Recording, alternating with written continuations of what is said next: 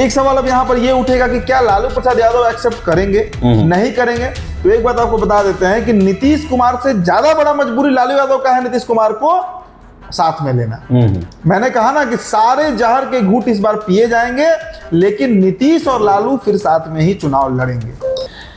अगर एकमात्र कोई विकल्प बचता है जिस पर तेजस्वी भी खुशी खुशी राजी हो जाए, राजी तो वो हर एक स्थिति में हो जाएंगे, लेकिन अगर हंसते खेलते राजी हो जाए तो एक ही स्थिति है कि Nitish Kumar should retain as a chief minister, Nitish Kumar मुख्यमंत्री बने रहें और 2 डिप्टी सीएम बन जाएंगे। 40 से 45 सीटों के अंदर में महागठबंधन सिमट जाएगी, इसमें कांग्रेस का भी 5-7 10 सीट होगा, लेफ्ट का भी 5-7 सीट होगा और 25 से 30 सीटों के बीच राजद जो है वो पूरी तरह सिमट जाएगी, यानी 2010 वाला कंडीशन। बिल्कुल।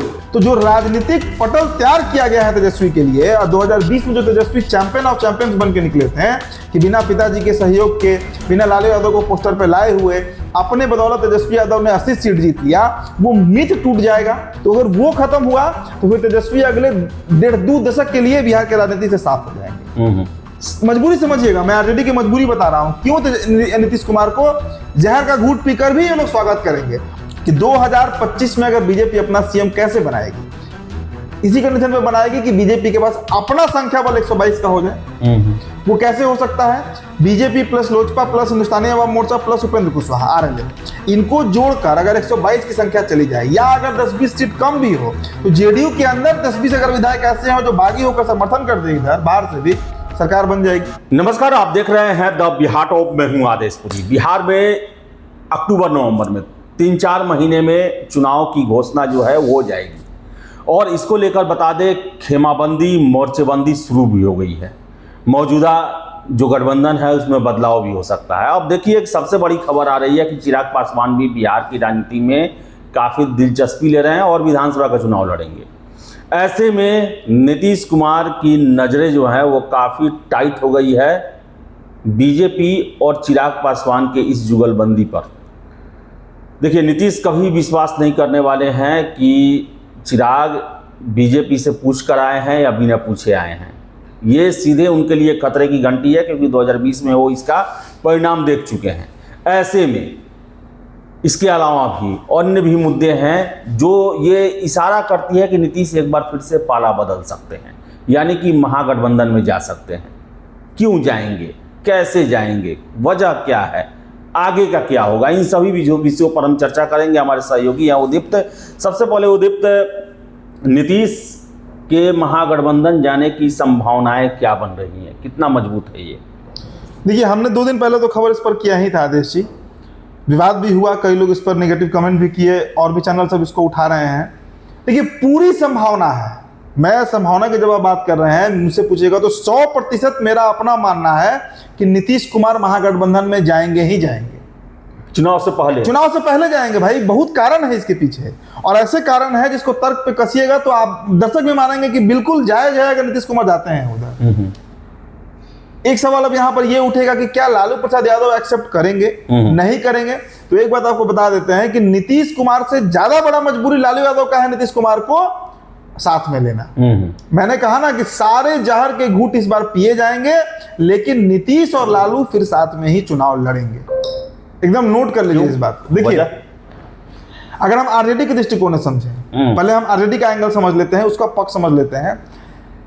जो मौजूदा गठबंधन है आदेश जी बिहार में, BJP plus JDU plus LJPR plus RLM plus हम, ये जो गठबंधन है, ये गठबंधन अगर 2025 में स्टैंड करके चुनाव लड़ जाए, पिछले बार क्या हुआ था, चिराग अलग थे, पिछले बार क्या हुआ था, मांझी जी अलग थे, पिछले बार क्या हुआ था, उपेंद्र कुशवाहा एक नया गठबंधन बना लिए थे बीएलएसपी करके, इसमें एआईएमआईएम बीएसपी और आरएलएसपी थी, एक अलग गठबंधन था। उस कंडीशन में भी सिर्फ बीजेपी और नीतीश कुमार ने मिलकर बिहार में सरकार बना लिया, घींच घाच के बनाया था, लेकिन बना लिया था। इस बार ये सारे पुरोधा एक साथ हैं, और इंटरनल सर्वे जो करवाए जा रहे हैं उसमें बिल्कुल स्पष्ट आ रहा है कि 225 का जो लक्ष्य रखा गया है एनडीए की तरफ से, अगर 225 ना भी पहुंचे तो 200 में कहीं कोई इफ्बट नहीं है अगर ढंग से चुनाव लड़ा जाए।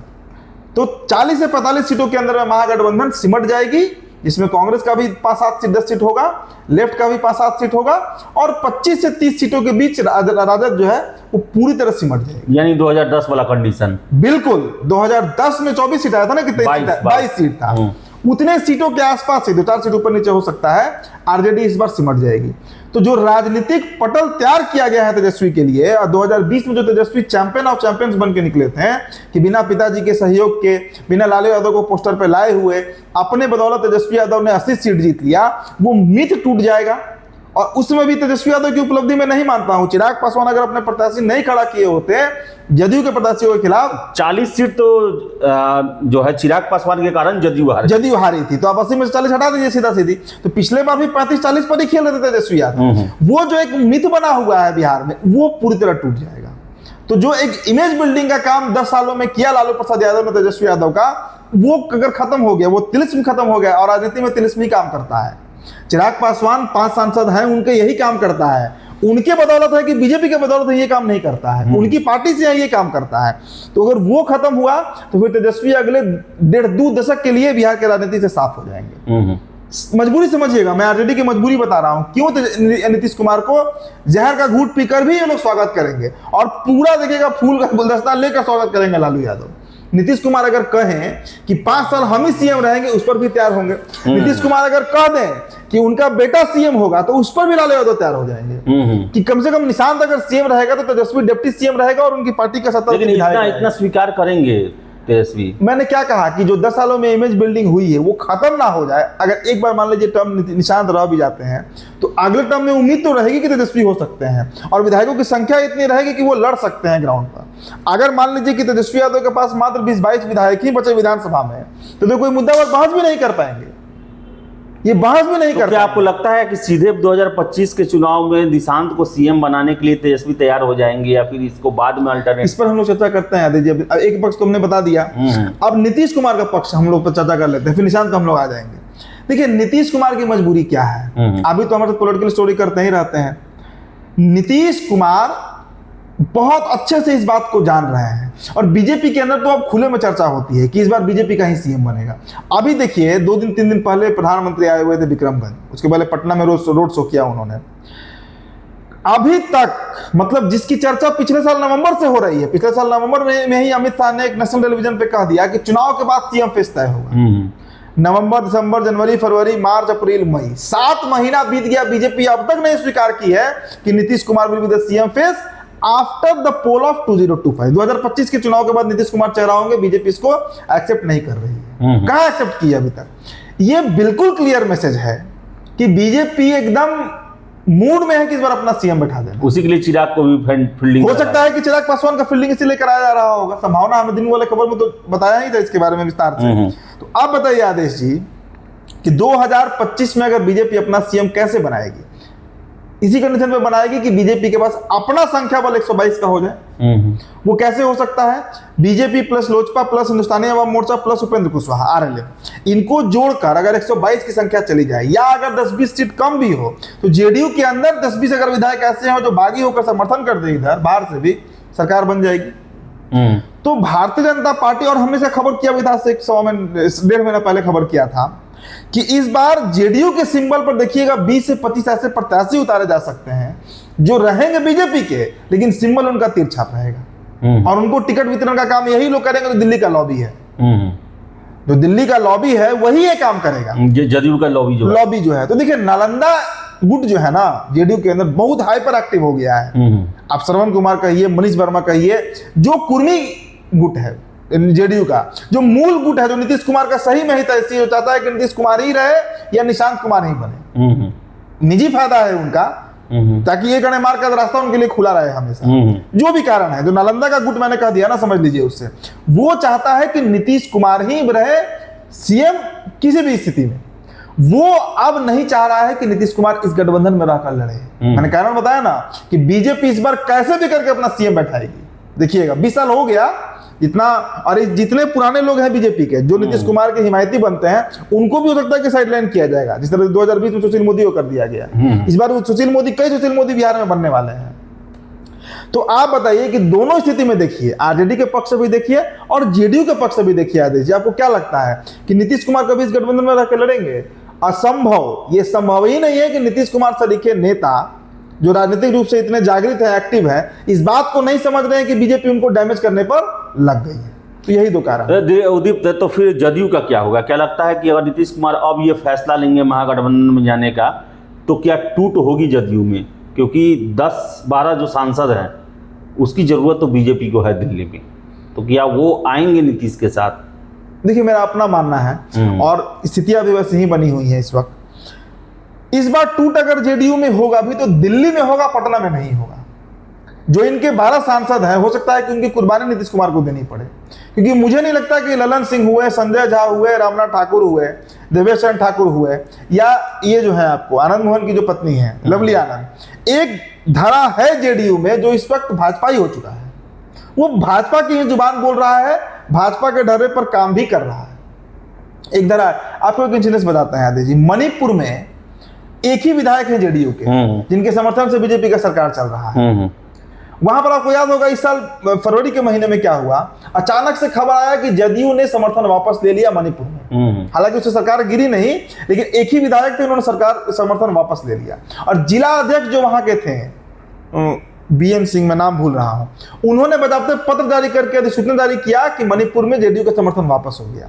1 घंटे के अंदर में क्या हुआ कि वहां के जो प्रदेश अध्यक्ष हैं जिन्होंने चिट्ठी निकाला था, उनका इस्तीफा कराया गया, और उसके अगले घंटे में क्या हुआ कि वापस जेडीयू ने समर्थन बीजेपी को कर दिया।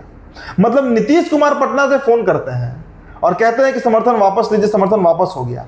दिल्ली में क्या होता है, दिल्ली में जो बैठे हुए जेडीयू के लीडर हैं वो प्रदेश अध्यक्ष का ही इस्तीफा करा देते हैं। तो इतना तो विद्रोह है पार्टी के अंदर। आप सोच कर देखिए, एक इंसिडेंस मैंने बताया, एक इंसिडेंस है और कई इंसिडेंट इस तरह का। आप बताइए, पटना में यहाँ चूड़ा दही का भोज चल रहा है, नीतीश कुमार किसी बीजेपी के लीडर के घर नहीं गए, और दिल्ली में अमित शाह संजय झा के आवास में बैठ के तिलकुट खा रहे हैं। तो वो कनेक्शन दिख रहा है। तो टूट अगर होगी भी पार्टी में आदेश जी, तो जेडीयू में दिल्ली में टूट होगी, पटना में तो 40-43 को विधायक ही कहाँ टूट कर जाएंगे। अगर एक आध विधायक टूटते हुए तो उनका अपना नुकसान होगा। तो मुझे नहीं लगता है कि टूट पटना में होगी, लेकिन दिल्ली में टूट जरूर होगी। टूट तो होना तय है। तो निशान, हाँ, और उसके बाद ये फिर आगे निशान को लेकर चर्चा करते हैं कि क्या तेजस्वी यादव और लालू यादव ये मानेंगे कि पहले तो नीतीश कुमार के अंडर में काम किए, और निशांत के अंडर में काम करेंगे। कुछ ऐसा रास्ता निकल सकता है जिसमें किसी का मान मर्यादा ना जाए और सबका प्रॉब्लम भी सॉल्व हो जाए। देखिए, अगर एकमात्र कोई विकल्प बचता है जिस पर तेजस्वी भी खुशी खुशी राजी हो जाए, राजी तो वो हर एक स्थिति में हो जाएंगे, लेकिन अगर हंसते खेलते राजी हो जाए, तो एक ही स्थिति है कि Nitish Kumar should retain as a chief minister, Nitish Kumar मुख्यमंत्री बने रहें और 2 डिप्टी सीएम बन जाएंगे। एक तेजस्वी, अभी भी 2 डिप्टी सीएम है, एक तेजस्वी बन जाएंगे, एक निशांत बन जाएंगे। अच्छा, ज्यादा विभाग तेजस्वी यादव को दे दिया जाएगा, 4-5 विभाग उनके पास था उनको वापस मिल जाएगा। पथ निर्माण हुआ, स्वास्थ्य विभाग हुआ, जो बड़े बड़े विभाग हैं वो उनको वापस मिल जाएगा।